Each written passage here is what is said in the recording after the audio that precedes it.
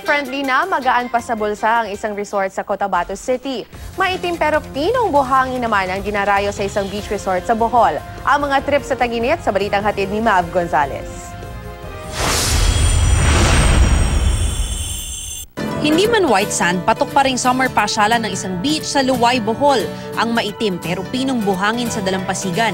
Swak para sa mga trip mag-beach volleyball. Pwede rin maglakad-lakad sa dalampasigan habang ini-enjoy ang view. Sulit na pangbarkada at pampamilyang outing ang lugar dahil walang entrance fee. Unlimited pa ang paliligo sa malamig at malakristal na tubig. Bukod sa typical na party on the beach, patok rin ang boat paddling sa Boracay.